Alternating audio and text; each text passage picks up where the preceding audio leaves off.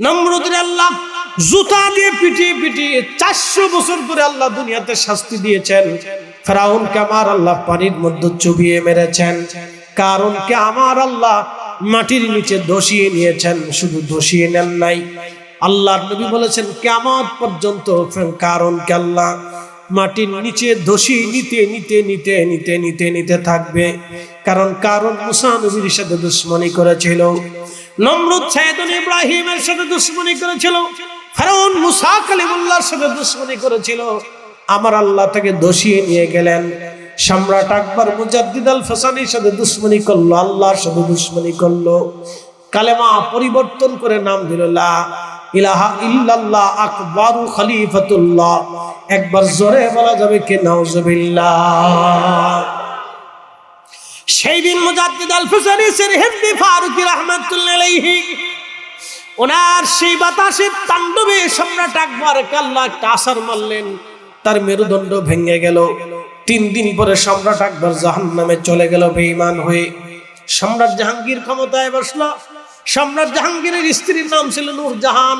মনে রাখবেন ইতিহাস, এই নূরজাহান তার স্বামীকে মদ দিয়া, গরুর গোশত দিয়া, দামি দামি খাবার দিয়ে, সুন্দরী নারী দিয়ে এই নূরজাহান সম্রাট জাহাঙ্গীরকে নারীদের ভিতরে মত্ত রাখত আর নিজে রাষ্ট্র পরিচালনা করত।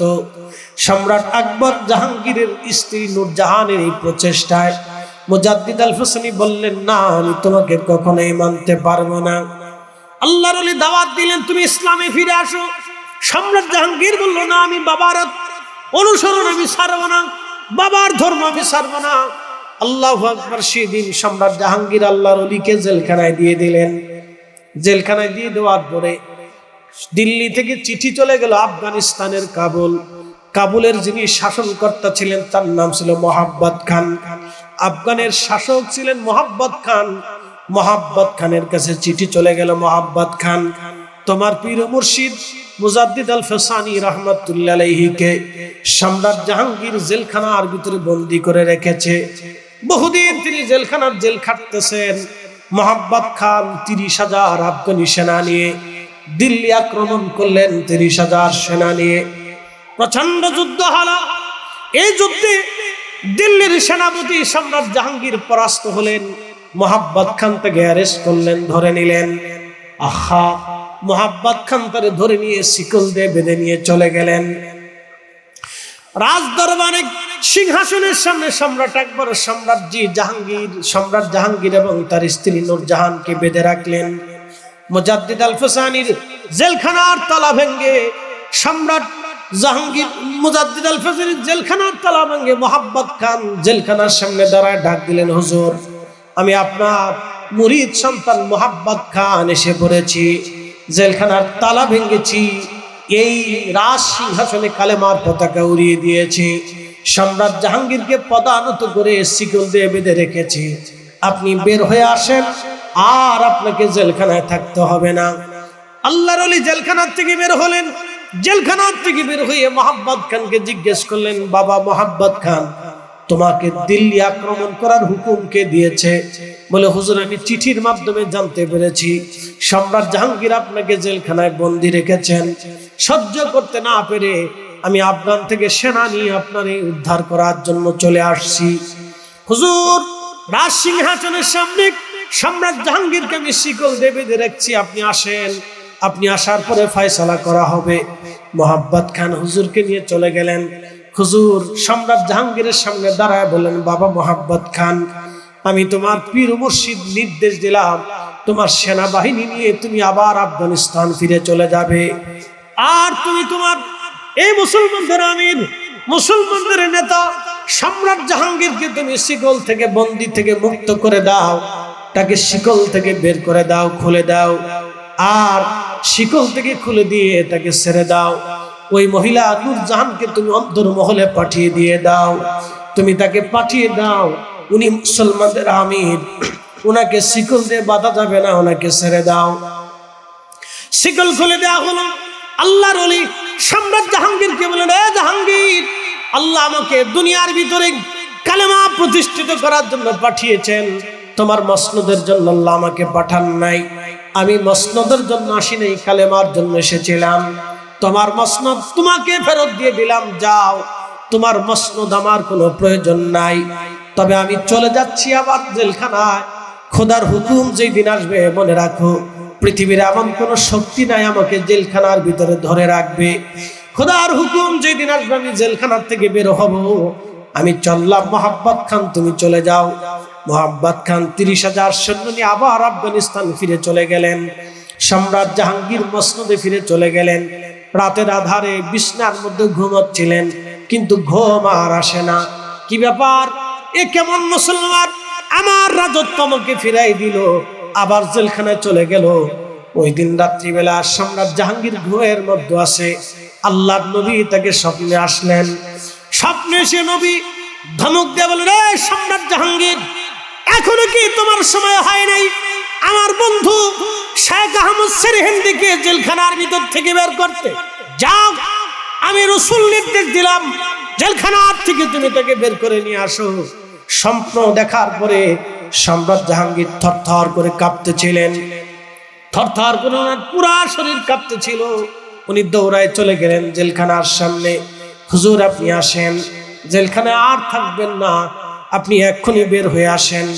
আল্লাহর ওলি ধীরে ধীরে ধীরে ধীরে বের হয়ে আসলেন। দরজার সামনে দাঁড়িয়ে বললেন, সম্রাট জাহাঙ্গীর কি হয়েছে? বলে, হুজুর এমন এক মহামানব আমাকে আজকে ধমক দিয়েছেন, যদি আপনাকে জেলখানার থেকে বের না করি আমার জীবন চলে যাবে, ইহকাল পরকাল শেষ হবে, আমার রাজত্ব শেষ হবে। হুজুর আপনি জেলখানার থেকে বের হয়ে আসেন। আল্লাহর ওলি শর্ত দিলেন, জেলখানার থেকে বের হতে পারি যদি দোহরায় কালেমা পড়ে তুমি মুসলমান হও। যদি দোহরায় কালেমা পড়ে মুসলমান হও তাহলে আমি জেলখানার থেকে বের হব। 2 নম্বর, নিজের হাতে রাজ দরবারের সামনে গরু কুরবানি করব। একসাথে বলবেন আল্লাহু আকবার। রাজ দরবারের সামনে নিজে হাতে গরু কুরবানি করব। 3 নম্বর, কালেমার পতাকা তোমার রাজ দরবারে উড়াবা। 4 নম্বর, ইসলামের আইন, খোদার আইন তোমার রাজ দরবারে রাষ্ট্রে পরিমাণে জারি করবা, কায়েম করবা। 5 নম্বর, সমস্ত মসজিদ মাদ্রাসাগুলি চালু করে দিবা, খুলে দিবা। যদি মেনে নাও তাহলে আমি জেলখানা থেকে বের হব, যদি না মানো তাহলে আমি জেলখানায় আবার ফিরে চলে যাব। সম্রাট জাহাঙ্গীর পায়ের মধ্যে পড়ে বলেন, হুজুর আপনি বের হয়ে আসেন, এই দেহ আর এই জীবন, এই প্রাণ আমি আপনার কদমে সুপর্দ করে দিলাম, সব আমি ছেড়ে দিলাম। আপনি যা বলবেন আমি মেনে নেব, আপনি যা বলবেন সব শর্ত মেনে নিলাম। তারপরেও আপনি জেলখানায় থাকবেন না। সম্রাট জাহাঙ্গীরকে তিনি তওবা পড়ে মুসলমান বানাইলেন। খোদার জমিনে আল্লাহর দ্বীনের সূর্য আবার উঠে গেল পূর্বাকাশে। মুসলমান মসজিদের তালা খুলে গেল, আজান চালু হয়ে গেল, কুরবানি শুরু হয়ে গেল, গরু কুরবানি। এই জন্য দেখবেন সনাতনী যারা বিজেপি উগ্রপন্থীরা ওরা চায় গরু কুরবানি বন্ধ হয়ে যাক। আমরা মুসলমান যতদিন টিকে থাকবো ইনশাআল্লাহ ততদিন পর্যন্ত খোদার জমিনে কুরবানি চালু রাখবো। কথা বলেন ঠিক না বেঠে? নবীজি হাঁটতে হাঁটতে এক আনসারী সাহাবীর বাড়ির দরজার সামনে দাঁড়ায় সালাম দিলেন। ভিতর থেকে এক মহিলা সালামের জবাব দিলেন। নবীজি বললেন, আমি রাসূল এসেছি। মহিলা সাহাবী খুশি, ইয়া রাসূলুল্লাহ ভিতরে চলে আসেন, নবীকে আমার বাড়িতে স্বাগত, আহলান সালাম। আল্লাহর নবী বললেন, সাহাবিয়া তোমার স্বামী কোন জায়গায়, আনসারী কোথায়? বলি, ইয়া রাসূলুল্লাহ আমার স্বামী আমাদের প্রয়োজনের পানি আনার জন্য কুয়াতে চলে গেছেন, হুজুর আপনি বসেন, কিছু সময়ের মধ্যে সাহাবী ফিরে আসবে। আল্লাহর নবী আবু বকর ওমর 3 জন বসে রইলেন। সাহাবী কাঁধে করে মশক ভরে পানি নিয়ে এসে দেখেন আল্লাহর নবী তার ঘরের পাশে বসে আছেন। দৌড়ায় এসে নবীকে সালাম দিয়ে বলেন, ইয়া রাসূলুল্লাহ আল্লাহর রাসূল আমার বাড়িতে আসছে, আমার সৌভাগ্য। হুজুর আজকে আপনি আমার মেহমান। নবীজি, রাসূল আমার বাড়ি আসছে, এর চেয়ে বড় সৌভাগ্য আমার কি হতে পারে? ইয়া রাসূলুল্লাহ, ইয়া হাবিবাল্লাহ আপনি বসেন, আমি আপনার জন্য খাবারের ব্যবস্থা করতেছি। সাহাবী দৌড়ায় গেলেন খেজুরের বাগানে, কাঁধি ধরে কেটে নিয়ে আসলেন খেজুর, নবীজির সামনে খেজুরগুলি দিলেন। ইয়া রাসূলুল্লাহ, আপনি খেজুর ভক্ষণ করেন, আমি ছাগল জবাই করে আপনার জন্য রুটি বানাচ্ছি। আল্লাহর নবী বলেন, সাহাবী, ছাগল যদি বাচ্চা বলা হয়, দুধওয়ালা হয়ে থাকে, তাহলে দুধ ছাড়া না পর্যন্ত এই বাচ্চাওয়ালা ছাগল কিন্তু তুমি জবাই দিও না। একসাথে বলবেন না আল্লাহু আকবার। আল্লাহর নবী এখানে ইনসাফ শিক্ষা দিলেন, দুধওয়ালা বাচ্চাওয়ালা ছাগল জবাই দিও না।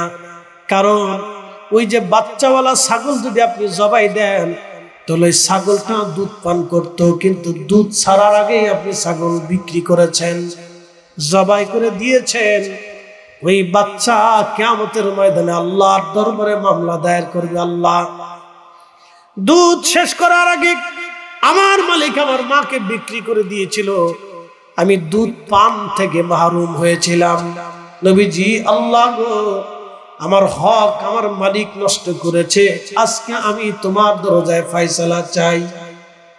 আল্লাহর নবী বললেন, দুধওয়ালা ছাগল তুমি জবাই দিও না, বাচ্চাওয়ালা ছাগল তুমি জবাই দিও না। সাহাবী বাচ্চা ছাড়া একটা ছাগল জবাই দিলেন, গোশত বানাইলেন। স্ত্রীকে বলেন, বিবিরে, রাসূল আমার মেহমান, দ্রুত গতিতে তুমি রান্না বান্না করো, রাসূল ক্ষুধার্ত না খাওয়া। সাথে আবু বকর ওমর আসছে, আমার দামি মেহমান আজ। হযরত আবু বকর সিদ্দিক রাদিয়াল্লাহু আনহু বসে গেলেন। আল্লাহর নবীজি বসে আছেন, খেজুর খাচ্ছিলেন। এদিক দিয়ে রান্না বান্না শেষ, রুটি খাবারগুলি নবীজির সামনে নিয়ে আসলেন। আল্লাহর নবী রুটি এবং গোশতের তরকারি দিয়ে খাবার খাচ্ছিলেন। হযরত আবু বকর, ওমর, আবু বকর দুইজনে খাচ্ছিলেন। আনসারী সাহাবীও বসে গেলেন। আল্লাহর নবী খানা শেষ হয়ে যাওয়ার পরে নবীজি হাত ধৌত করলেন, রুমাল দিয়ে হাত মুছলেন। মুছার পরে বলেন, আবু বকর, ওমর, শুনে রাখো, আজকে আমাদেরকে ক্ষুধার্ত অবস্থায় আল্লাহ আমাদেরকে খাবার খাওয়াইলেন। কিয়ামতের ময়দানে এই খাবার নিয়ে আমার আল্লাহ আমাদেরকে প্রশ্ন করবেন। তাহলে বুঝতে পারতেছেন রাসূল প্যারা নবী কিভাবে শিক্ষা দিলেন, এই খাবার নিয়ে আমাকে জিজ্ঞাসা করা হবে।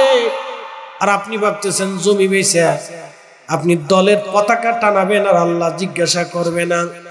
না না না, আপনার প্রত্যেকটা নিঃশ্বাস নিয়ে আল্লাহ জিজ্ঞাসা করবে, প্রত্যেকটা পেয়ালা পানি নিয়ে আল্লাহ জিজ্ঞাসা করবে, প্রত্যেকটা চাহনি নিয়ে আল্লাহ জিজ্ঞাসা করবে, প্রত্যেকটা কদম ফেলানোর ব্যাপারে আল্লাহ আপনাকে জিজ্ঞাসা করবে। এই জিজ্ঞাসা থেকে যদি বাঁচতে চান তাহলে অপচয় করবেন না, দানের হাতকে প্রশস্ত রাখবেন, দান বাড়াবেন। আল্লাহ আমাদেরকে দিন বুঝার তৌফিক নসিব করুন। জোরে আওয়াজ তুলে বলেন আমিন। আল্লাহ আমাদেরকে শ্রেষ্ঠ নবীর উম্মত বানাইলেন, আদর্শ আল্লাহ পাক আমাদেরকে দিলেন। এই জন্য নবীর আদর্শ গ্রহণ করা আমাদের জন্য জরুরি, জরুরি, আমাদের জন্য জরুরি। প্রিয় ভাই আমার, এই জন্য অতিমাত্রায় আবেগে পড়ে বিবেক হারাবেন না, আবেগে পড়ে বিবেক হারাবেন না, আবেগে পড়ে বিবেক হারাবেন না, আবেগে পড়ে বিবেক হারাবেন না, আবেগে পড়ে বিবেক হারাবেন না, আবেগে পড়ে বিবেক হারাবেন না। সাবধান, আবেগে পড়ে বিবেক হারাবেন না। আল্লাহ জান্নাতের নিচ দিয়ে নহর আল্লাহ পাঠিয়েছেন, বানিয়েছেন। একটা দুধের নহর, আর একটা শরবতের নহর, আর একটা পানির নহর, আর একটা মধুর নহর। আল্লাহর নবী বললেন, আমার উম্মতের, আরে ওই নহর আমি মেরাজের রাত্রিবেলা দেখতে গেলাম, কেমন নহর আল্লাহ আমার উম্মতের জন্য বানাইছে দেখে আসি। আমি বেহেশতের মধ্যে গেলাম, নহরের পাশে বসলাম, দেখি নহরের পানি মেশকা আম্বরের চাইতেও দামি ঘেরানওয়ালা। জিহ্বা কোনদিন এর স্বাদ নিতে পারে নাই, এত চমৎকার, এত স্বাদ কোন জিহ্বা কোনদিন নিতে পারে নাই। নহরের নিচ দিয়ে এত সুন্দর করে আমার রব আল্লাহ জবরদস্ত জহরত মণিমুক্তাদি নহরের তলদেশ আল্লাহ গঠন করেছে। 2 নাম্বার নহরের 2 পাশ আমার রব আল্লাহ স্বর্ণ দিয়ে বানিয়েছে। নহরের প্রত্যেকটা পেয়ালাগুলি আল্লাহ দামি দামি হীরা মুক্ত জহরত দিয়ে আমার আল্লাহ পাক তৈরি করেছেন। সাহাবীরা রে, আকাশের নক্ষত্র যত পরিমাণে আল্লাহ ওই নহরের পেয়ালাগুলি বানাইছেন তত পরিমাণে। সাহাবীরা শোনো, আমার রব আমার আল্লাহ ওই নহরের মালিকানা আল্লাহ আমাকে দিয়েছেন। ইন্না আ'তাইনাকাল কাউসার, নিশ্চয় নবী গো আমি আল্লাহ আপনাকে হাউজে কাউসারের মালিকানা আমি আল্লাহ আপনাকে দিয়ে দিলাম। একটা জবান বন্ধ থাকবে না, চিৎকার মেরে জোরে বলেন আল্লাহু আকবার। শ্রেষ্ঠ নবীর উম্মত আমরা হয়েছি, কিন্তু শ্রেষ্ঠত্ব ধরে রাখতে পারি নাই। শ্রেষ্ঠত্ব ধরতে হয় মুসলমানদের নীতির উপরে থেকে। মুসলমান শুধু চেহারায় মুসলমান হয় না, মুসলমান হয় নীতিতে মুসলমান। যেই নীতিতে নবী চলেছেন ওই নীতিতে চলতে হবে, যেই নীতিতে সাহাবীরা চলেছেন সেই নীতিতে চলতে হবে। তাহলে আমরা অরিজিনাল মুসলমান হতে পাবো। মুসলমান হতে হয় নীতিতে, নীতির উপরে মুসলমান। কিন্তু দুঃখের বিষয়, আপনি যদি ইউরোপের দিকে তাকান, হাজার হাজার ইউরোপের দেখবেন তারা বিয়ে ছাড়া বাচ্চা হয়, কিন্তু ছেলেগুলি জন্ম হওয়ার পরে আমরা সাধারণত বলি জারজ। বিয়ে ছাড়া যে বাচ্চা হয় এটাকে আমরা সাধারণত অবৈধ বাচ্চা বলে থাকি। আপনি উন্নত কান্ট্রি ইউরোপ, আমেরিকা, কানাডার দিকে যদি তাকান, তারা বিয়ে করার আগে বাচ্চা নেয়, তার মানে অধিকাংশ সন্তান হয় অবৈধ। কিন্তু এই ছেলেগুলি মেয়েগুলি দেখবেন শিক্ষিত হয়, নীতিবান হয়, তাদেরকে নীতি শিক্ষা হয়। তারা মিথ্যা বলে না, ধোঁকা দেয় না, মানুষ ঠকায় না, চুরি করে না, ডাকাতি করে না, খুন করে না, রাহাজানি করে না। দেখবেন তারা মালে ভেজাল দেয় না, খাবারে ভেজাল দেয় না, ওষুধে ভেজাল দেয় না, খাবারে বিষ মেশায় না। আর আমরা এমন এক দেশে বাস করি যে দেশের মুসলমান নামাজ পড়ে যাইয়া খাবারের ভিতরে বিষ মিশায়। কথা কন না কেন, ঠিক না বেঠে? রব্বুল আলামিন আমাদেরকে আল্লাহ শ্রেষ্ঠতম নবী, শ্রেষ্ঠ উম্মত বানিয়ে দিয়ে আল্লাহ পাক বললেন, তা'মুরুনা বিল মা'রুফি, তোমরা মানুষদেরকে ভালো কাজের দিকে দাওয়াত করবা। একসাথে জোরে বলা যাবে কি আল্লাহু আকবার? অনেকে ভাবে নাট্যশিওয়ালারা মনে হয় অনেক বড় খারাপ। আমি আপনাদেরকে ছোট্ট করে একটা পরিসংখ্যান দিয়ে দেই। আটটুসি যারা মুরিদ হবে তাদের জন্য হুজুর একটা ওজিফা দিছেন। মাগরিবের নামাজ তো পড়া লাগবে, নামাজ ছাড়া কেউ মুরিদ হতে পারবে না। এক নম্বরের নামাজ পড়তেই হবে। নামাজ পড়ার পরে হুজুর বললেন 2 রাকাত নফল নামাজ পড়ো, নামাজ পড়ে দোয়া করো। নফলের পরে হুজুর ফাতিহা দিলেন, 4 কালাম আছে, 4 খতমের কোরআনের নেকি আছে। হুজুর বলেন ফাতিহা পড়ে তোমার পূর্বপুরুষের জন্য দোয়া করো। সিলসিলার যত বুজুর্গ, অলি, উলামা, ফুদালা, মুহিব্বিন, মুরিদিন, আশিকিন কবরে চলে গেছে, তোমার আত্মীয় স্বজন, প্রতিবেশী, তাদের জন্য তুমি দোয়া করো। এরপরে কিছু সময় মোরাকাবার পরে হুজুর জিকির দিলেন, বাবা জিকিরে বসো। এশার নামাজের পরে 2 রাকাত নফল নামাজ দিলেন। এরপরে আমাদের তরিকায় বাধ্যতামূলক দেওয়া হয়েছে দুরূদ শরীফ। 500 বার দুরূদ শরীফ না পড়ে হুজুর বলেছেন বিছানায় যাবা না। আল্লাহ বললেন উম্মতকে তোমরা ভালো কাজের দাওয়াত দিবা, খারাপ কাজ থেকে ফিরাবা। এটা আল্লাহ আমাদেরকে দিয়ে রাখলেন, আমাদেরকে শ্রেষ্ঠত্ব আল্লাহ দিলেন, শ্রেষ্ঠ মর্যাদার অধিকারী আল্লাহ বানাইলেন। আমাদের চেহারা দেখে আল্লাহ বানান নাই, গুণের কারণে আল্লাহ দিয়েছেন। নবীজি বললেন আমার উম্মতেরা রে, সব উম্মত থেকে আল্লাহ আমার উম্মতকে 70 গুণ মর্যাদা আল্লাহ বেশি বাড়ায় দিয়েছে। একসাথে জবান খুলে জোরে বলেন সুবহানাল্লাহ। 70 গুণ মর্যাদা আল্লাহ বেশি দিয়েছে, 70 গুণ মর্যাদা আল্লাহ বেশি দিয়েছে। তার একটা মর্যাদার নাম লাইলাতুল কদর, আর একটা মর্যাদার নাম জুমা।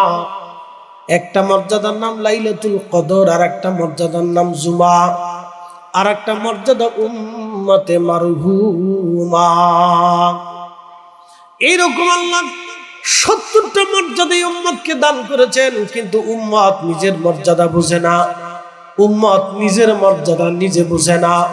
এই উম্মত নিজের মর্যাদা নিজে বুঝে না যে আল্লাহ আমার কত মর্যাদা দিয়েছেন, কত মর্যাদা আল্লাহ দিয়েছেন। এই উম্মত নিজের মর্যাদা নিজে বুঝে না। কিন্তু এই উম্মত সবসময় জাহিলিয়াতে যা হইতো সেগুলি করার জন্য উম্মত সেই দিকে ঝুঁকে চলে যায়। স্বরূপকাঠিবাসী খুব মনোযোগ দিবেন, পিরোজপুরবাসী ভালো করে শুনে যাবেন। আল্লাহ আমাদেরকে শ্রেষ্ঠত্ব দিলেন। মুসা আলাইহিস সালামের উম্মত ছিল বনি ইসরাইল। 70 জন নবী তারা হত্যা করেছিল। এক আর দুইজন না, 70 জন নবী তারা হত্যা করেছিল। মুসা কালিমুল্লাহকে আল্লাহ পাঠাইলেন, ডাকলেন তুর পাহাড়ে। আল্লাহর সাথে কথা বলতে চলে গেলেন, হারুন আলাইহিস সালামকে রেখে গেলেন। হারুন, আমার উম্মতকে নসিহত করে রাখবা, সাবধান, উম্মতকে নসিহত থেকে জুদা করবা না, কারণ নসিহত থেকে জুদা হয়ে গেলে উম্মত প্রান্ত হয়ে যাবে। হযরত হারুন আলাইহিস সালাম রইলেন। মুসা নবী তুর পাহাড়ে 40 দিনের জন্য চলে গেলেন। এই সময় সামিরি নামক একজন জাদুকর ছিল। সে সুন্দর করে মাটি দিয়া স্বর্ণ দিয়ে রূপা দিয়ে একটা বাছুর তৈরি করেছে।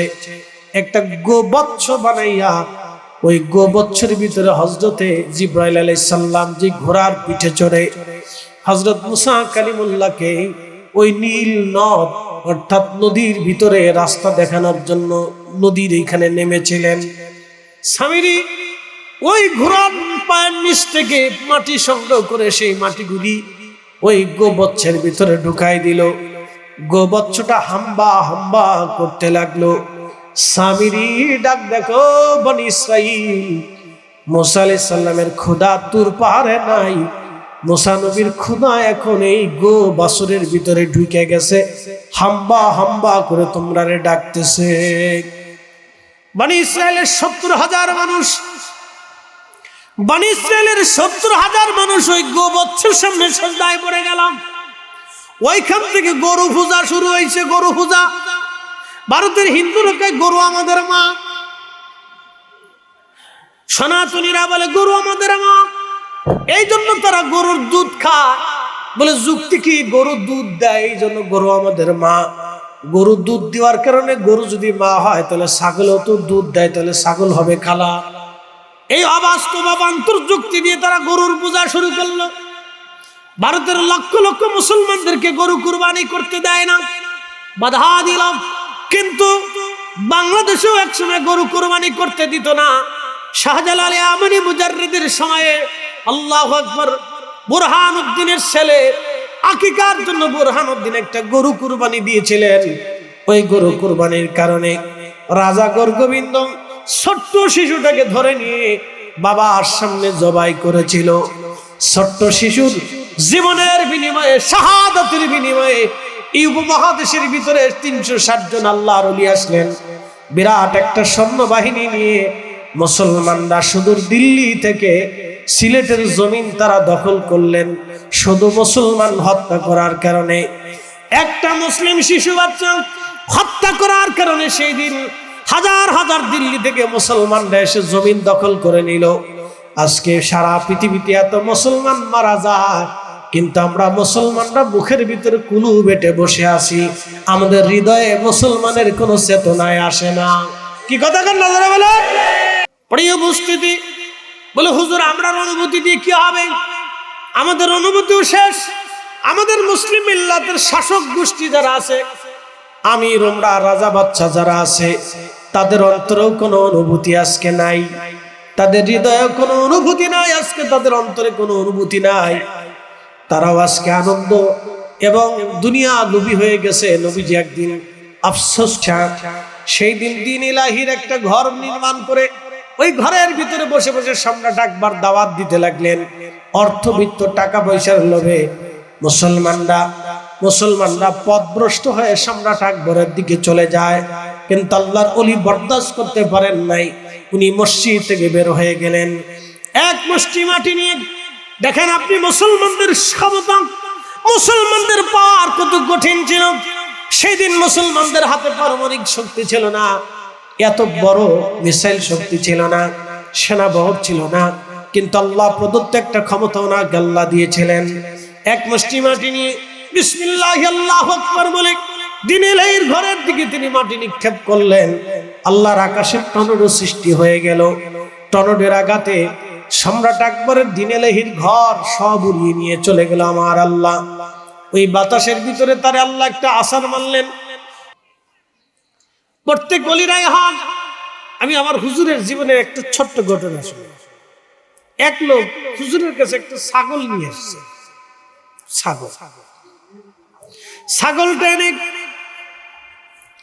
ছাগল এনে হুজুর কেবলার সামনে এনে বলতেছেন, হুজুর আমি আপনার জন্য ছাগল আনছি, এই ছাগলটা আপনি গ্রহণ করে নেন। আমি নিয়ত করেছিলাম ছাগলটা আনছি।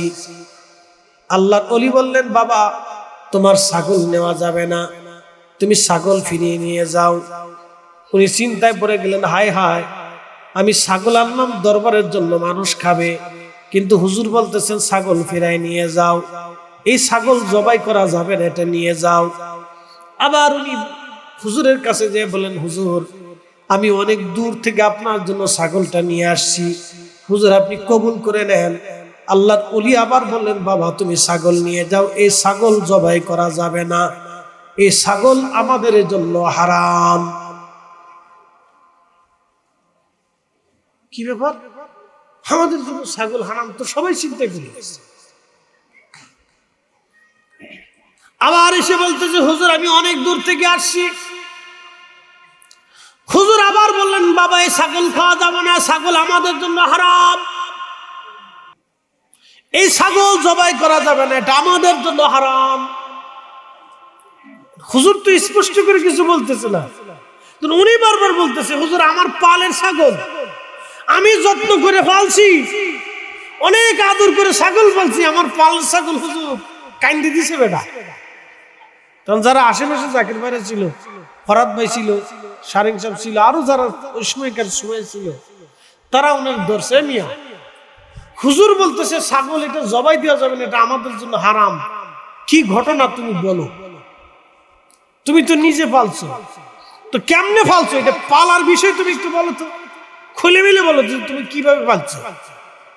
তখন উনি বলতেছে, এই ছাগলটা আমার স্ত্রী খুব যত্ন করে পালছে, এত আদর করে পালছে যে এই ছাগলের মা মরে গেছিল, বেটা বুঝে নাই। দেখেন বেটা কিন্তু খুলে মিলে বলতেছে যে আমার স্ত্রী এই ছাগলটাকে খুব যত্ন করে পালছে। ভালো করে বুঝেন, ছাগলের মা ছোটকালে মরে গেছে, এই ছাগলের বাচ্চা ছিল, আমার স্ত্রী খুব যত্ন করে পালছে, আমার স্ত্রী নিজের বুকের দুধ খাওয়াই এই ছাগল পালছে। আসল কথা কয়ে ফেলছে। একসাথে কর আল্লাহু আকবার, জোরে কর, না না হয় না, আরো জোরে বলেন। উনি এত সময় বুঝে নাই যে ঘটনাটা কি। হুজুর বলতেছে ছাগল খাওয়া আমাদের জন্য কি হারাম, কারণ ছাগলে কিসের দুধ খাইছে, মানুষের দুধ খাইছে। বুঝলেন, ওলিদের বিষয় অনেক সূক্ষ্ম। রাডার অনেক দামি জিনিস, রাডার অনেক দামি, রাডার রাডার দামি রাডার। হুজুর বলতেছে ছাগল আমাদের জন্য হারাম, নিয়ে যান, এই ছাগল জবাই দেওয়া যাবে না, হারাম আমাদের জন্য। এখন বেটা তো কান্দি দিচ্ছে, হুজুর আমি যত্ন করে পালছি। তখন জাকির ভাইয়ের ধরছে, মিয়া কেমনে যত্ন করে পালছো, খুলি মিলে কো, কে ছাগলের মা মরে গেছিল, আমার স্ত্রী কালতেছে করতেছে, তো বুঝে দেয়, ও তো মাসলা জানে না। আমার স্ত্রী খুব আদর করে পালছে, নিজের দুধ খাওয়াই আমার স্ত্রীর বড় করছে। তখনই হুজুর কেবলা বলতেছে, বাবা এই দেখেন, মানুষের দুধ পান করার কারণে এই ছাগল মানুষের দুধ খাইছে, এই জন্য এটা আমাদের জন্য হারাম।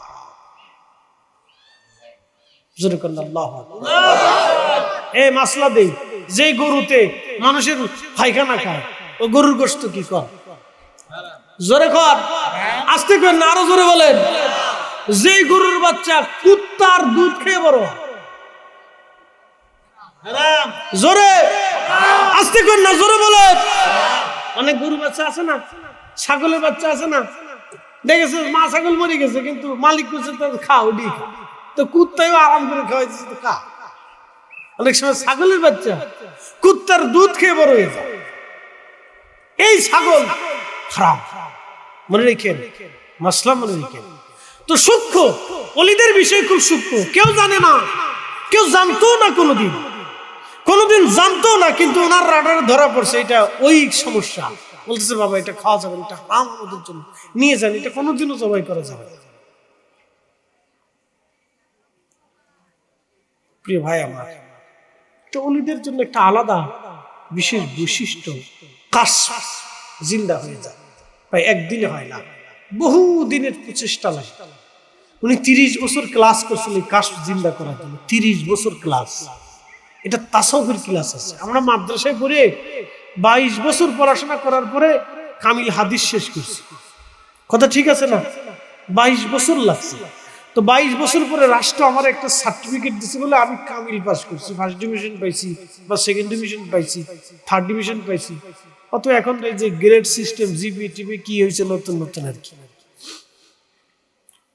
এইগুলি পাইছি। এটা রাষ্ট্র আমার একটা সার্টিফিকেট দিচ্ছে, বুঝতে পারছেন? কিন্তু ওলি হওয়ার জন্য একটা ক্লাস আছে। এটা হযরত নিসার আহমদ রাহমাতুল্লাহ আলাইহি আবু বকর সিদ্দিক ফুরফুরাবি রাহমাতুল্লাহ আলাইহির বরগাহে বসে ক্লাস করছিল।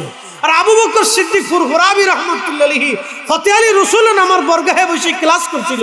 আর ফতে আলী রসুল নামার রাহমাতুল্লাহ আলাইহি নূর মোহাম্মদ নিজামপুরি রাহমাতুল্লাহ আলাইহির বরগাহে বসে ক্লাস করছিল। আর নূর মোহাম্মদ নিজামপুরি সাইয়েদ আহমদ বেরেলভি রাহমাতুল্লাহ আলাইহি ক্লাস করছিল। সাইয়েদ আহমদ বেরেলভি হযরত শাহ আব্দুল আজিজ মুহাদ্দিস দেহলভির কাছে ক্লাস করছিল। আর আব্দুল আজিজ দেহলভি শাহ ওলিউল্লাহ মুহাদ্দিস দেহলভির কাছে ক্লাস করছিল। শাহ আব্দুল আজিজ মুহাদ্দিস দেহলভি শাহ ওলিউল্লাহ হযরত শাহ আব্দুর রহিম মুহাদ্দিস দেহলভির কাছে ক্লাস করছিল। আর শাহ আব্দুর রহিম মুহাদ্দিস দেহলভি শেখ আব্দুল্লাহ আকবর আবদী রাহমাতুল্লাহ আলাইহির কাছে ক্লাস করছিল। শেখ আব্দুল্লাহ আকবর আবদী শেখ আদম বিন নুরি রাহমাতুল্লাহ আলাইহির কাছে ক্লাস করছিল। শেখ আদম বিন নুরি হযরত শেখ আহমদ সিরহিন্দি মুজাদ্দিদুল ফিসানি সিরহিন্দি রাহমাতুল্লাহ আলাইহির কাছে ক্লাস করেছিল। আর শেখ আহমদ সিরহিন্দি রাহমাতুল্লাহ আলাইহি খাজা বাকি বিল্লাহ রাহমাতুল্লাহ আলাইহির কাছে ক্লাস করেছিল। আল্লাহু আকবার, নারায়ে তাকবীর, নারায়ে তাকবীর, নারায়ে রিসালাত। আল্লামা মুফতি তাইয়ুব ইসলাম ফরদি সাহেব, নারায়ে তাকবীর। তাসাউফের ক্লাস আছে, ক্লাস আছে, এটা ওজিফা আছে, সবক আছে, চাইলে আপনি হতে পারবেন, বুঝতে পারছেন? নফসের সবক আছে, কালবের সবক আছে, রুহের সবক আছে, চোখের সবক আছে, জিন্দেগির সবক আছে, খাবারের সবক আছে, ইবাদতের সবক আছে, তাহাজ্জুদের সবক আছে, রাত জাগার সবক আছে।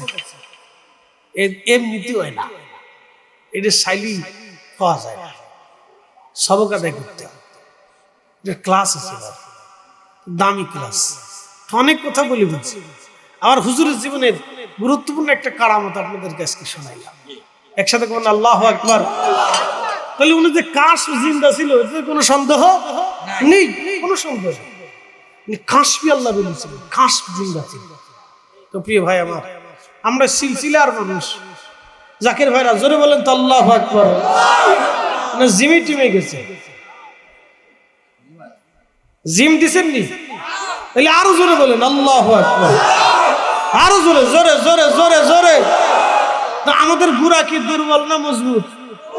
জোরে কম, গুড়া কি দুর্বল না মজবুত? আমরা দুর্বল হয়ে গেছি,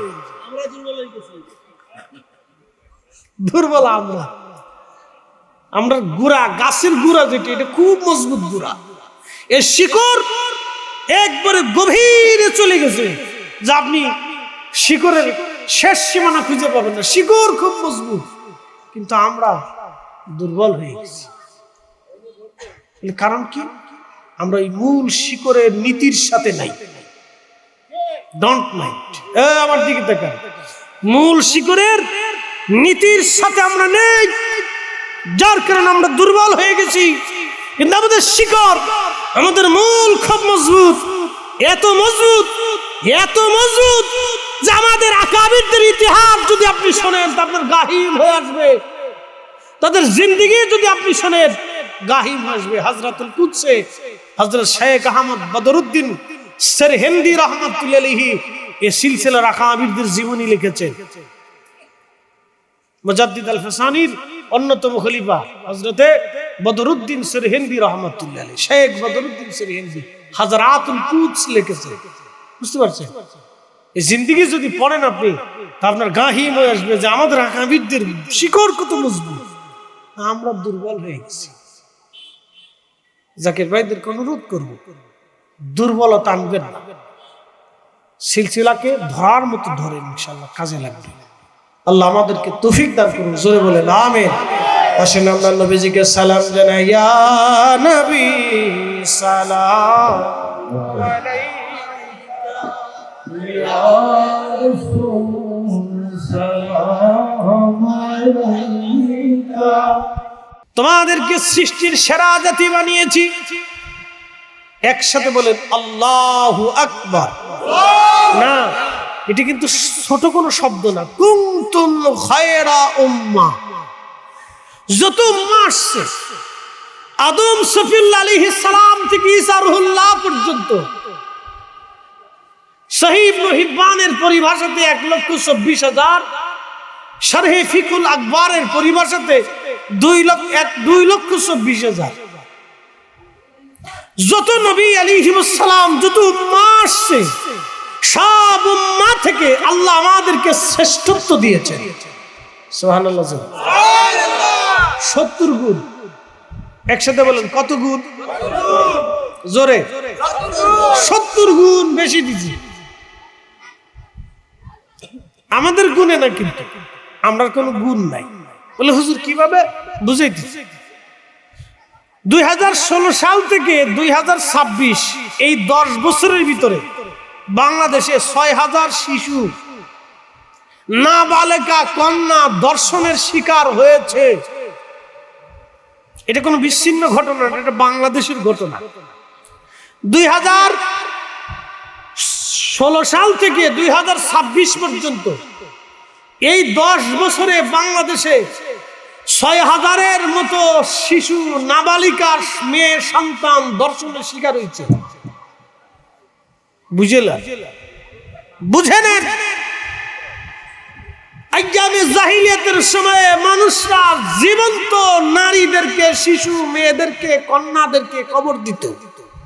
আর আইয়ামে জাহিলিয়াত পার হয়ে যাওয়ার 1400 বছর পরেও এই উম্মত কুরআন, সুন্নাহ, হাদিস, ইজমা, কিয়াস, মসজিদ, মাদ্রাসা, মাকতাব থাকার পরেও, নসিহত থাকার পরেও, সুনির্দিষ্ট আইন কানুন রাষ্ট্রীয় ব্যবস্থা থাকার পরেও 6,000 শিশু বাচ্চা নাবালিকা কন্যা সন্তান ধর্ষণের শিকার হয়েছে। তার অর্থটা কি? তার অর্থ হচ্ছে আইয়ামে জাহিলিয়াত থেকে আমাদের কোন অংশে কম নাই। আমরা এখনো মানুষই হতে পারি। লজ্জা করে। কুকুর মাঝে মধ্যে চিন্তা করে তোরা মানুষ হইছিস কেন? আমরা কুত্তা যা চিন্তা করি না, তোরা মানুষের তার থেকে বেশি চিন্তা করিস। আপনাকে বুঝতে হবে। এরপরও আল্লাহ আমাদেরকে কুনতুম খায়রা উম্মাহ, তোমরা সৃষ্টির সেরা জাতি বলছে। এই জন্য আপনাদেরকে বলছি, জোরে বলেন আল্লাহু আকবার। দয়াকার, একসাথে বলেন দয়াকার, আল্লাহর দয়া। হ্যাঁ, এখানে কি হয়েছে? এই বাচ্চা কাচ্চারা না, এই বাচ্চাদেরকে হয় মাঠে বসান, নাহলে দূরে সরাই দেন। আর পাগলরে ধরেন না, ও যেমনি আছে এমনি থাকো, ওরে লাড়াচাড়া দিয়ে না। এ বাচ্চারা সব ভিতরে চলে আসো, সব আসো, সব আসো, বাবা আসো। আরে এই মুসল্লি নিয়ে জ্বালাতেছি, বিরাট মুসল্লি। এটা ছুটানো যায় না, সারানো যায় না, রাস্তাও সারে না, রাস্তা ধরেও না, রাস্তা সারেও না। আচ্ছা, ওই তোমাদের মাইকের বাইরের সাউন্ড খুব সুন্দর, সিস্টেম ভালো আছে, তুমি একটু টোনটা কমাই দিই। হ্যাঁ, বাইরেরটা একটু কমাই দিই, ভিতরেটা একটু সাউন্ডটা বাড়াই দিই, তো ঠিক আছে ইনশাআল্লাহ। দুরূদে পড়ি আল্লাহুম্মা সাল্লি আলা মাওলানা মুহাম্মাদ আলা সাইয়্যিদিনা। তুমি আল্লাহর প্যারা হাবিব, তোমার তুলনা নাই কেউ আর, তোমার মতো আকাশ ভ্রমণ করেনি কোন পয়গম্বর। আল্লাহুম্মা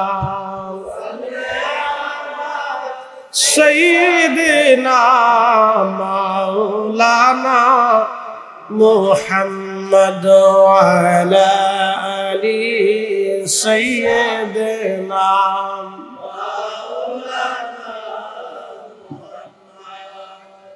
কি রে তুই ভাত খাবি? আয় এদিকে আয়, তুই আমার ওয়াজ 12টা বাজাবি না, চলে আয়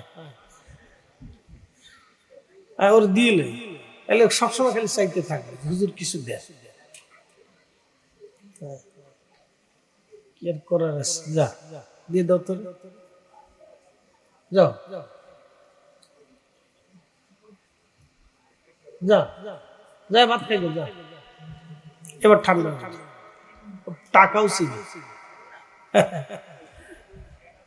কি এমন এক পৃথিবী, পাগলেও টাকা ছিল। আল্লাহু আকবার, কি টাকা! এই জন্য যে বেটা লেখছে যে মানুষ সেকেন্ড গড, তালে পড়ি লেখছে, পাগলেও টাকা ছিল, খুব শিয়ানা পাগল। তো যাই হোক, পৃথিবীর সবাই স্বার্থ বুঝে, এর লেগে আল্লাহ কইছে তোরা যদি দুনিয়াতে কিছু আমার কথা মানিস তাহলে স্বার্থ হিসেবে তোদের জান্নাত দিয়ে দেব। একসাথে করলো সুবহানাল্লাহ। জাযাউহুম ইনদা রাব্বিহিম জান্নাতু আদনিন তাজরি মিন তাহতিহাল আনহারু খালিদিনা ফিহা আবাদা।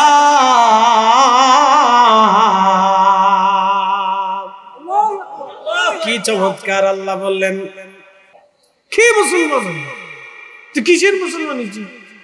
নামাজ পড়ে যাইয়ে খাবারের ভিতরে ফরমালিন ঢুকেছে, বিষ মিশেছে ফলের ভিতরে।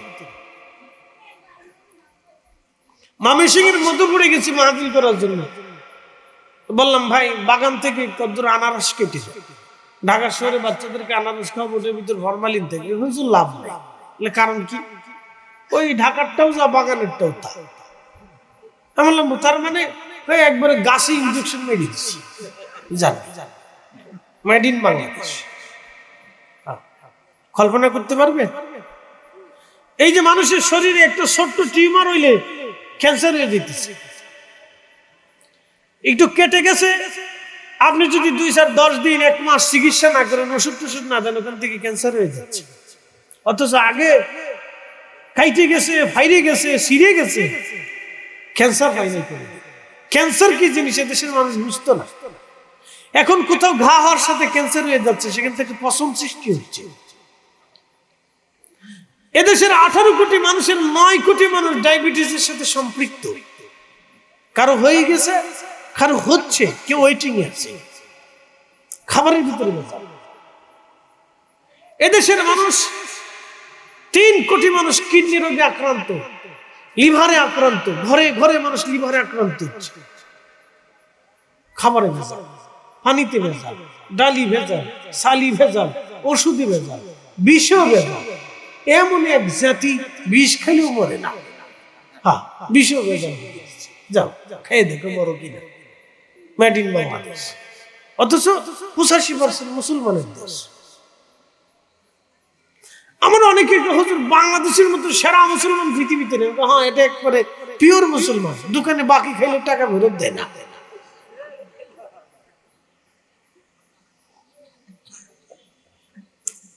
খাঁটি মুসলমান, বাকি খাইলে টাকা ফেরত দেয়। মুসলমান কারে? হাজি হজ করতে যেয়ে কাবা শরীফ ধরে কাঁদতেছে, খুব কাঁদতেছে, আল্লাহ মাফ করে দাও। শয়তান দূরে দাঁড়ায় দাঁড়ায় হাসে, কারে হাসি, তুমি মাফ চাইতেছো আল্লাহর কাছে দাঁড়ায় দাঁড়ায়, কাবা শরীফের গিলাপ দিলা, ওরে দোস্ত। শয়তান হাসে, দোস্ত যতই মাফ চাইস কাজ হবে না, কারণ তুই পাবলিকের টাকা মেরে দিয়ে হজে গেছিস। হ্যাঁ, আসতে গল্প জোরে বলে, জনগণের টাকা মাইরে দিয়ে তুই হজে গেছিস, দোস্ত তুই তো আমার দলের মানুষ, তোর হজ হবে না। হাজি আরাফাতে বসে কাঁদতেছে হামা করে, আমি তো জানি, আমি তো হজে ওমরা আমার সাথে অনেক যায়, তো কাঁদতেছে হাজি হামা করে কাঁদতেছে, খুব কাঁদতেছে। আরাফাতে তো হাজি রে আপনি ধরে রাখতে পারবেন না, এমনি কাঁদতে থাকে, আল্লাহ ভুল হয়ে গেছে মাফ করে দেয়। কারণ আরাফাত তো দোয়া কবুলতের জায়গা, আল্লাহ মাফ করে দেয়। শয়তানের দূরে দাঁড়ায় ধরে হাসি হাজি কান্দে লাভ নেই। তুই তোর মা আরে ঠিক মতো বাপরে বাদ দিস নি, ওষুধ কিনে দিস নি, খেদমত করিস নি, যতই কান্দিস কাজ হবে না, কারণ তোর মা তোর উপরে খুশি না। এই আস্তে কর জোরে বলেন, তোর মা তোর উপরে খুশি না, যত কান্দিস কাজ হবে না। আপনাকে ওয়াজ শিখতো, মুসলমান কি জিনিস বুঝতো, মুসলমান তার নীতিতে ফিরে আসতে হবে, নীতিতে মুসলমান হতে হবে, নীতিতে। পৃথিবীতে আগে মুসলমান দেখলে সারা পৃথিবীর মানুষ তারা খুশি হতো যে মুসলমান মিথ্যা বলে না, মুসলমান মানুষ ঠকায় না, মুসলমান চুরি করে না, মুসলমান ডাকাতি করে না, মুসলমান ওয়াদার খেলাপ করে না, মুসলমান আমানত রাখলে খেয়ানত করে না। আজকে এমন এক অবস্থা দাঁড়াইছে, কাগজ কলম ছাড়া টাকা হাওলাত দিলে টাকা উঠাইতে গেলে আপনার জুতার জান শেষ। কথা ঠিক আছে নি? মুসলমান কো? এই জন্য কাজী নজরুল আফসোস করে কবিতা লিখছিলেন, আল্লাহতে পরিপূর্ণ ঈমান কোথা সে মুসলমান, আল্লাহতে পরিপূর্ণ ঈমান কোথা সে মুসলমান, আল্লাহতে পরিপূর্ণ ঈমান কোথা সে মুসলমান। সে মুসলমান কো? যে মুসলমান আল্লাহর উপরে পরিপূর্ণ ইয়াকিন রাখে। আল্লাহর রাসূলকে আল্লাহ ওই কাউসার দিয়ে দিলেন, বেহেশতের নদী। একসাথে বলবেন মারহাবা। কিসের নদী? বেহেশতের নদীর মালিকানা আল্লাহ তার রাসূলকে দিলেন। মনে রাখেন, জান্নাতে গেলেও নবী লাগবে। একসাথে বললাম মারহাবা। জান্নাতে গেলেও, জোরে বলেন, জান্নাতে গেলেও নবী লাগবে, কারণ ওই পানি তো দরকার আপনার, ওটার মালিকানা রাসূলের হাতে। ওই বেহেশতের নদীটা কিয়ামতের মাঠে হাসরের ময়দানে আল্লাহ বেহেশত থেকে হাসরের মাঠে প্রবাহিত করবে। ওই হাউজে কাউসার, এটা বেহেশতের নদী, যেটা জান্নাতে আবহমান কাল, চিরদিন পর্যন্ত, খালিদিনা ফিহা আবাদা। চিরদিন যেই নদীটা জান্নাতে প্রবাহিত হতে থাকবে, তার মানে চিরদিন আল্লাহ এই নদীর মালিকানা তার মেহবুবের হাতে দিয়ে দিয়েছে। বাংলাদেশে অনেকেই 1 ইঞ্চি রাস্তা দেওয়ার জন্য জমি ছাড়ে না, আসে না এরকম? কারণ আমার জায়গা দিয়ে রাস্তা হবেই না, পুরে জায়গাওয়ালা রে, কত জায়গাওয়ালা কবরে চলে গেছে, 3.5 হাত বরাদ্দ, 1 ইঞ্চিও বেশি পাইছে। কারণ আমার জায়গা দিয়ে রাস্তা হবেই না, আমি দেব না। মুসলমান, এই জন্য মুসলমান নীতিতে হতে হবে। আমাদের বাচ্চাদেরকে কি শিখা, আমাদের শিক্ষা ব্যবস্থার ভিতরে আছে কি? মনে কিছু নেই। কিন্ডার গার্ডেনে, স্কুলে বাচ্চার বই টানে বাচ্চার মা, বাচ্চা টানতে না পেরে বাচ্চার মা বেকা হয়ে যায়। এতটুকুন একটা বাচ্চারে এক গাদা বই ধরাই দিচ্ছে, ওরে বই শিখাইতে কি হবে? ওই বাচ্চারে নীতি শিক্ষা দিতে হবে, তাদেরকে আদর্শ শিক্ষা দিতে হবে।